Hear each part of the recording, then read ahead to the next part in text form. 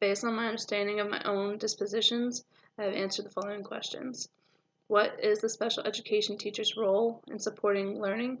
Um, well, I believe it is my role as a special education teacher to continue to grow and learn professionally.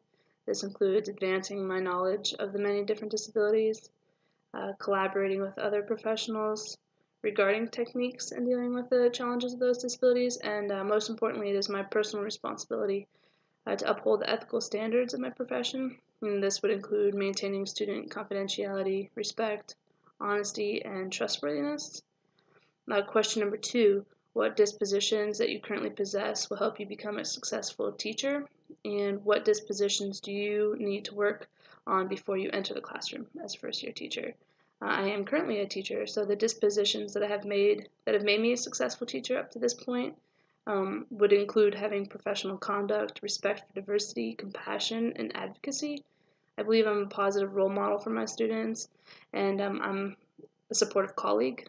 I also believe I'm sensitive to the individual differences in the classroom. I'm also very compassionate. I truly care about my kiddos. And most importantly, I believe working in the field of special education, I need to promote positive changes, not only in my school, but in my community. One disposition that I could definitely work on would be accepting constructive criticism. I do find it hard to hear that maybe I'm doing something wrong, or maybe that I could improve on something I am doing. And also, I could probably work on being more patient at times.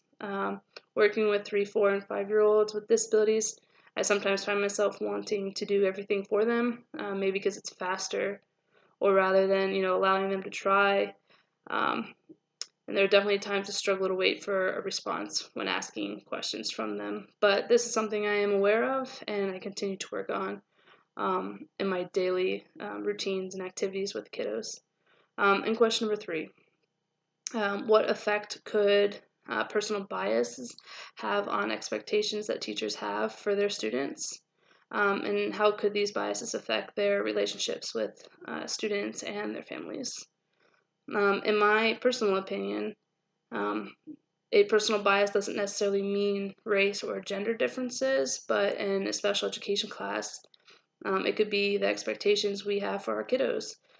For example, I have a professional currently that struggles with understanding what our kiddos in the class are truly capable of. Sometimes she tends to compare our students to children without disabilities and gets a little frustrated when they're not able to respond to her expectations. These biases could affect student-teacher relationships by creating frustration, sometimes irritation on the part of the teacher and the student, and even their families.